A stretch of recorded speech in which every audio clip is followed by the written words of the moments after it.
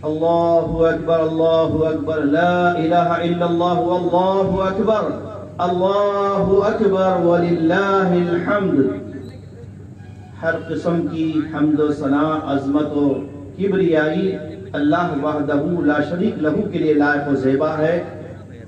ہم اللہ کی بارگاہ میں دعا کرتے ہیں اور اسی کی حمد و ثنا بیان کرتے ہیں، اسی سے مدد طلب کرتے ہیں اور اس سے اپنے گناہوں کی بخشش مانگتے ہیں۔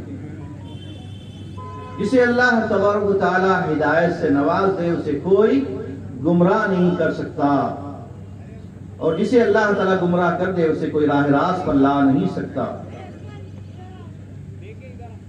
کتابوں میں، کلاموں میں سب سے بہترین کلام اللہ کا کلام قرآن مجید ہے، اور طریقوں میں سب سے بہترین طریقہ اسوہ پیارے نبی محمد مصطفیٰ صلی اللہ تعالی علیہ وسلم کا طریقہ ہے۔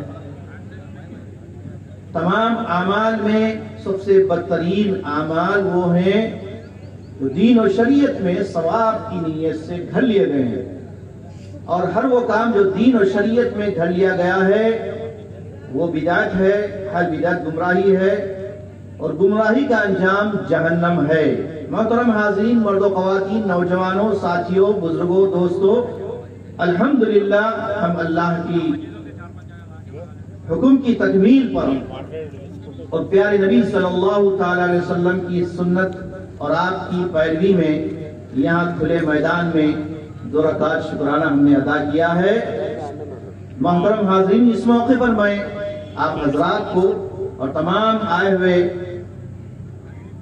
احباب کو یہ پیغام دینا چاہتا ہوں کہ اسلام کسی ایک خطے، کسی ایک طبقے، کسی ایک قوم کا دین اور مذہب نہیں ہے، اور اسلام مسلمانوں کا بھی مذہب نہیں ہے،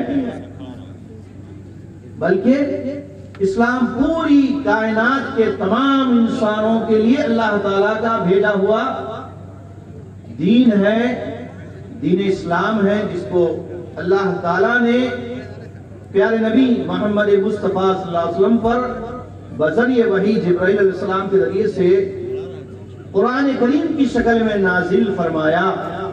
وہ قرآن کریم جو ماہ رمضان مبارک میں جس کا نزول ہوا، شہر رمضان الذی انزل فیہ القرآن، یہ قرآن اللہ کا کلام جو پوری انسانیت کے لیے ہدایت کا سرچشمہ ہے۔ دنیا میں جتنے مذاہب آئے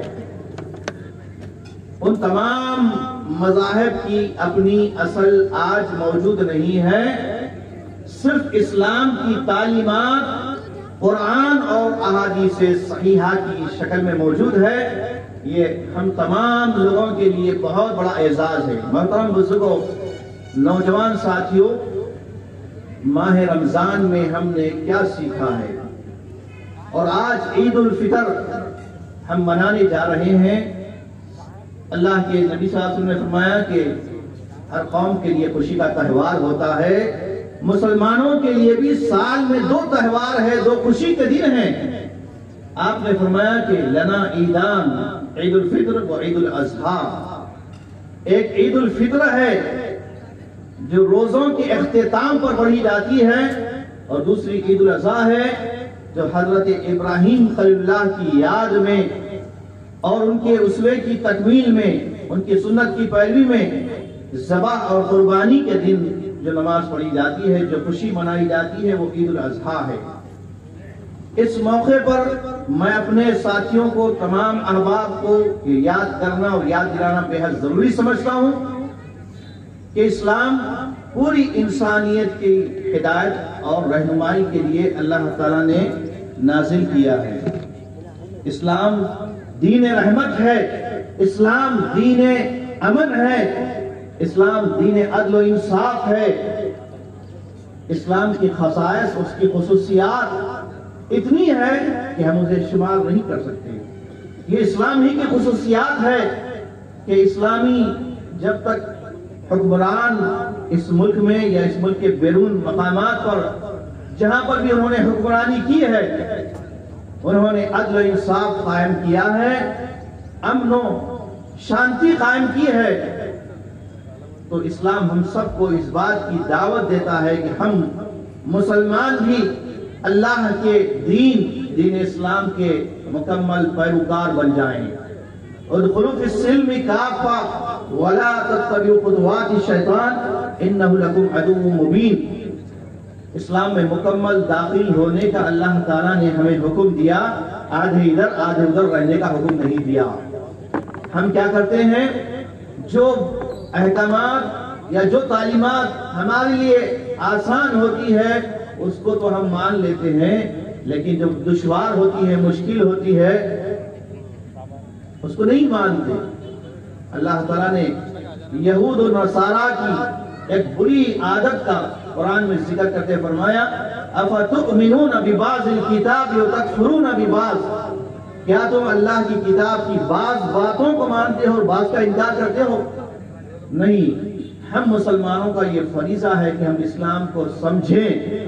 آج ہم دیکھ رہے ہیں کہ پوری دنیا میں، بالخصوص ہمارے ملک میں جو نفرت کا ماحول پھیل رہا ہے، اس کی ایک بنیادی وجہ یہ بھی ہے کہ ہم نے اسلام کو جیسے سمجھنا تھا اور جیسے پیش کرنا تھا ویسے پیش نہیں کیا۔ ہمارے اپنے اخلاق سے، ہمارے کردار سے، ہمارے اعمال سے اللہ تعالیٰ نے ہم سب کو حکم دیا کنتم خیر امۃ اخرجت للناس، تم بہترین امت ہو۔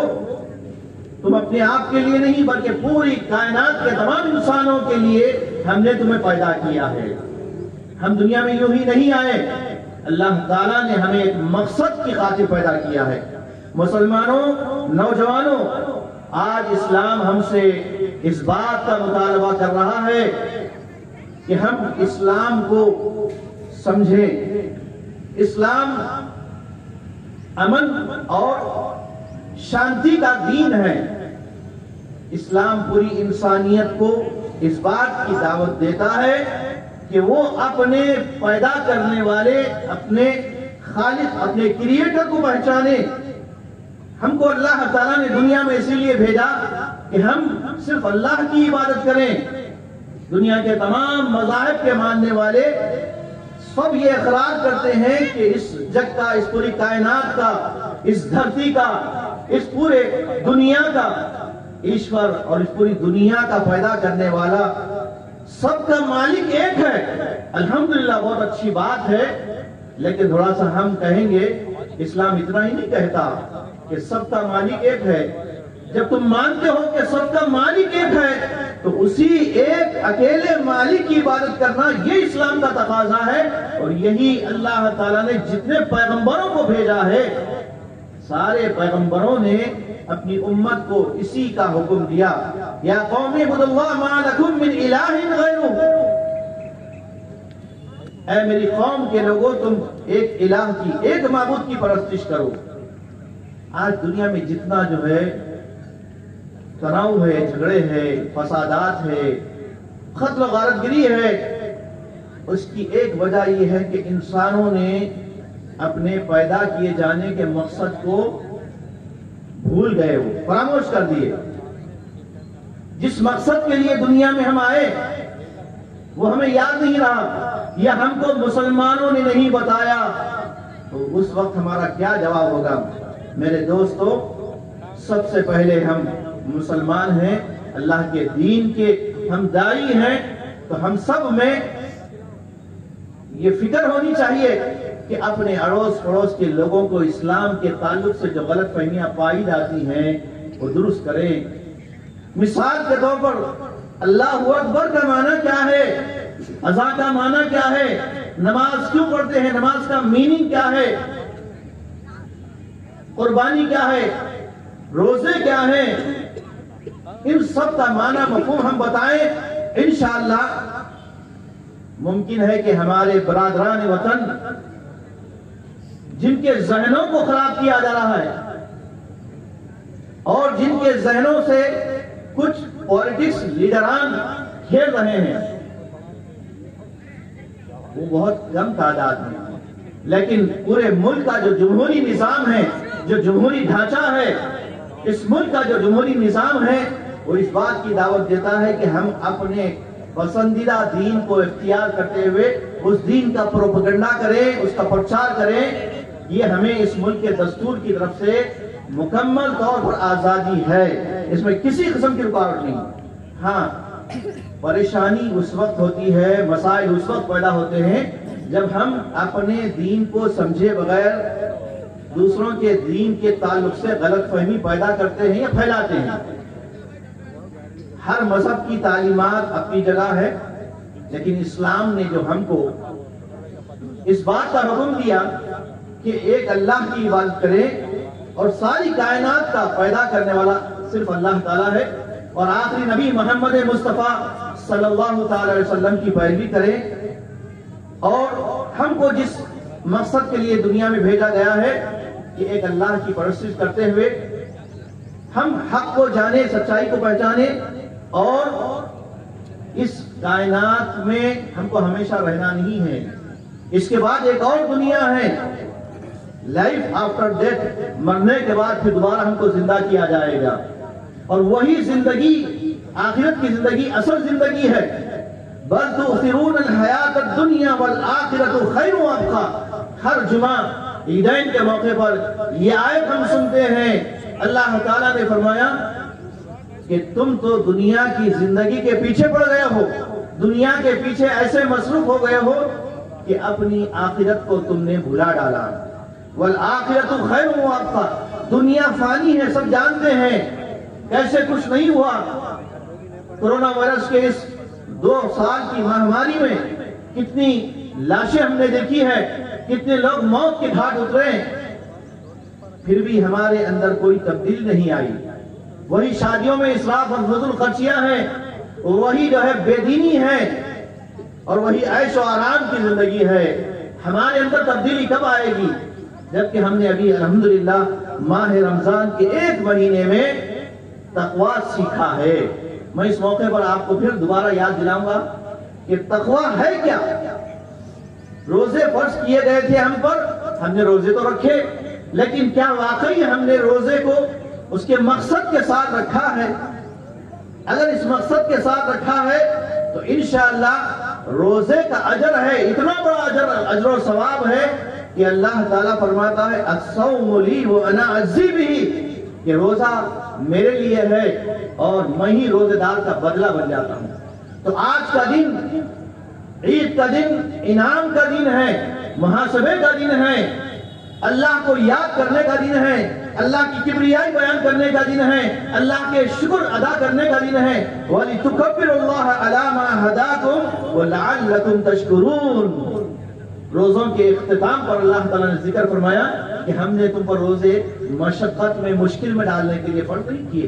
हमारा दीन इस्लाम माशाअल्लाह फितरी दीन है, ये नेचुरली दीन है, जितना हम बर्दाश्त कर सकते हैं। आज की साइंस भी बताती है कि साल में 20-25 दिन तो ऐसे होनी चाहिए जिसमें एक आदमी सेहतमंद रहने के लिए भूखा रहे। तो वो अल्हम्दुलिल्लाह रोजों के जरिए से जब हम इसका एहतमाम करते हैं तो हमारी जिस्मानी भी तरबियत होती है और हमारी रूहानी तरबियत भी होती है। दिलो दिमाग में हमें अल्लाह का खौफ, अल्लाह की खशियत, अल्लाह ताला का तकवा बैठ जाता है। लअल्लकुम तत्तकून, ताकि तुम परहेजगार बन जाओ। किस चीज से परहेजगार? ये बड़ा वसी माना है तकवे का। तकवा का माना सिर्फ अल्लाह से डरना ही नहीं है, बचकर एहतियात के साथ, परहेजगारी के साथ जिंदगी गुजारना, सिस्टमेटिक लाइफ गुजारना, और अल्लाह के उसूलों की, अल्लाह की शरीयत की पाबंदी करना, प्यारे नबी सल्लल्लाहु अलैहि वसल्लम के उसवे की पैरवी करना। आज हम देख रहे हैं कि कई लोग दीन का, कुरान का, हदीस का, सहाबा किराम के मनहज का इल्म ना होने की वजह से वो गुमराही के शिकार होते जा रहे हैं। कई नौजवान इंटरनेट का गलत इस्तेमाल करते हुए, कई नए नौजवान लड़के और लड़कियां बेदीन होती जा रही है। याद रखो मुसलमानों, खबरदार, ये इंटरनेट एक बहुत बड़ा हथियार है जहनों को तबाह करने का।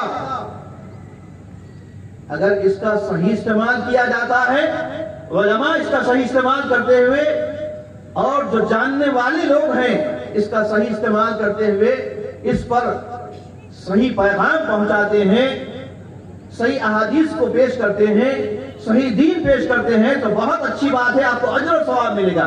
لیکن آپ اپنے ایسے لکیر کے فقیر ہو گئے ہیں، ایک شخص آپ کو کچھ فارورڈ کیا ہے، آپ دیکھے نہیں سمجھے نہیں کیا چیز ہے وہ، بس فارورڈ کرتے جا رہے ہیں اس امید کے ساتھ کہ ہم کو ثواب ملے گا۔ نہیں، سنیے ایک حدیث، اللہ کے نبی فرماتے ہیں کفا بالمرء کذبا ان یحدث بكل ما سمع، آدمی کے جھوٹا ہونے کے لیے بس اتنا کافی ہے کہ ہر سنی سنائی بات لوگوں کو بیان کرتا پھرے گا۔ تو یہ چھوڑ دیجئے سنی سنی بات، فلاں نے کہا فلاں صاحب، تو یہ فتنے پھیلنے کا ایک ذریعہ ہے۔ علماء سے جڑیے، علماء حق سے وابستہ ہو جائیے، آپ ان سے دین سیکھیے، تو انشاءاللہ آپ راہ راست پر جمے رہیں گے۔ اہدنا الصراط المستقیم، روزانہ آپ کا یہ کہنا کہ اللہ مجھے سیدھے راستے پر چلا، سیدھے راستے پر قائم رکھ، آپ کی دعا بھی قبول ہوگی۔ تو ضرورت اس بات کی ہے کہ ماہ رمضان کے روزے رکھ کر ہم نے جہاں اپنے رب کو منوانے کی کوشش کی ہے، اپنے مولا کو راضی کرنے کی جتنی کوشش کی ہے، ہم تمام حضرات و خواتین سے یہ اپیل کرتے ہیں کہ ہمارا یہ روزہ دائمی ہو۔ ایک مہینہ ہم نے روزہ رکھا ہے تو اس کا اثر کم از کم 11 مہینے تک ہونا چاہیے۔ ہمارے اندر سچائی ہونا چاہیے، ہمارے اندر نمازوں کی پابندی ہونی چاہیے، ہمارے اندر جو ہے جھوٹ سے پرہیز کرنے کی عادت ہونی چاہیے، ہمارے اندر حلال و حرام کی تمیز کا مادہ ہونا چاہیے۔ دیکھیے کتنی فکر مند بات کہی گئی ہے کہ روزے کی حالت میں ہم حلال چیز بھی نہیں کھاتے، روزے کی حالت میں ہم حلال چیز کھاتے ہیں نہیں کھاتے۔ تو روزے گزر جانے کے بعد یعنی رمضان کے بعد کیا ہم سے امید کی جاتی ہے کہ ہم حرام کھائیں؟ نہیں، ہم حرام نہیں کھا سکتے، ہم حرام کے قریب نہیں ہو سکتے۔ اللہ تعالیٰ نے سارے پیغمبروں کو حکم دیا یا ایھا الرسل کلوا من الطیبات واعملوا صالحا، اے پیغمبروں تم پاکیزہ کھاؤ اور نیک اعمال کرو۔ میری آخری بات یہ ہے کہ ہم جتنی نیکیاں کر رہے ہیں میرے بزرگوں، دوستوں، نوجوانوں، کیا ہم چاہتے ہیں کہ ہماری نیکیاں، ہماری عبادتیں، ہمارے صوم و صلاۃ، ہمارے تمام اعمال صالحہ اللہ کی بارگاہ میں قبول ہوں یا ریجیکٹ ہو جائیں؟ قبول ہونا اللہ تعالیٰ قبول کرے نا، ہم اللہ سے دعا کریں گے انشاءاللہ کہ اللہ ہمارے سارے نیک اعمال کو قبول کرے۔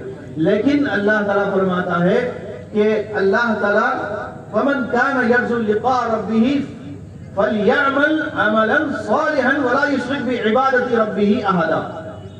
دو کنڈیشن یاد رکھ لیجیے، دو شرطیں یاد رکھیے اگر ہماری نیکی اللہ کو منظور کرانا ہے، پاس کرانا ہے۔ آپ دنیاوی کاموں میں دیکھتے ہیں کہ چھوٹا سا مسٹیک ہوتا ہے، آدھار کارڈ آپ بنانے جا رہے ہیں یا پاسپورٹ بنانے جا رہے ہیں یا کوئی کام کرنے جا رہے ہیں، کوئی مسٹیک ہوتا ہے تو پاس نہیں ہوتا، وہ ریجیکٹ ہو جاتا ہے، یا فارم آپ نے مکمل فل اپ نہیں کیا، صحیح فل اپ نہیں کیا۔ تو یہ دنیا کا دستور ہے کہ اللہ تعالیٰ ہم کو یوں ہی پاس کر دے گا کہ کوئی بھی کیسا بھی عمل کر لے، اپنی طبیعت کے مطابق عبادات کر لے، نمازیں پڑھ لے، روزے رکھ لے، نیک اعمال کر لے؟ نہیں، اس کے لیے دو شرطیں رکھی گئی ہے۔ پہلی شرط یہ ہے کہ ہمارے سارے اعمال اللہ کے واسطے ہو۔ کس کے واسطے ہو؟ ہماری ساری نیکیاں اللہ کے واسطے ہو، اللہ تعالیٰ ہم سے خوش ہو جائے، اللہ راضی ہو، ہماری نیتوں میں اخلاص ہو۔ جب تک نیت پاکیزہ نہیں ہوگی ہماری کوئی نیکی قبول نہیں ہوگی۔ انما الاعمال بالنیات۔ اور دوسری شرط یہ ہے کہ ساری نیکیاں، سارے نیک کام، سارے بھلے کام، اچھے کام، ساری عبادتیں محمد مصطفیٰ صلی اللہ تعالی علیہ وسلم کے اسوے اور طریقے کے مطابق ہو۔ یہ دونوں شرطیں پائے جانا ضروری ہے، تبھی ہماری نیکی اللہ کے پاس قبول ہوگی، ورنہ سارے نیکیاں جو ہے برباد ہو جائیں گی، منہ پہ مار دی جائے گی۔ قیامت کے دن اللہ کے نبی صلی اللہ علیہ وسلم دیکھیں گے کہ آپ صلی اللہ علیہ وسلم کی امتیوں کو جنت میں داخلہ دیا جا رہا ہے، جنت میں داخل ہو رہے ہیں ماشاءاللہ، لیکن کچھ ہی دیر کے بعد آپ کے امتیوں کو جنت کے گیٹ میں داخل ہونا نہیں دیا جائے گا، روک دیا جائے گا۔ آپ صلی اللہ علیہ وسلم فرمائیں گے یہ تو میرے امتی ہیں، انہیں کیوں روکا جا رہا ہے؟ سنیے مسلمان بھائیوں، میری مسلمان اسلامی خواتین، آپ سنیے اس بات کو۔ سارے جو آج ہم دین کے نام پر جو آج ہم کر رہے ہیں، جتنے مسلمان کر رہے ہیں، اللہ سب کو توفیق دے، اللہ کے نبی صلی اللہ علیہ وسلم فرمائیں گے سوخن سوخن لمن غیر آبادی، آپ سے فرمائیں گے یہ تو آپ کے امتی ہیں لیکن انہوں نے دین میں نئے نئے کام داخل کیے تھے، اس لیے سارے کام ریجیکٹ ہو جائیں گے۔ اس موقع پر ہم اللہ تعالیٰ سے دعا بھی کریں گے اور ہمارے اس مقامی MLA کا تہ دل سے مشکور ہیں ہم کہ اس مقام پر انہوں نے ہمیں نماز پڑھنے کا موقع دیا، اس کی اجازت دی۔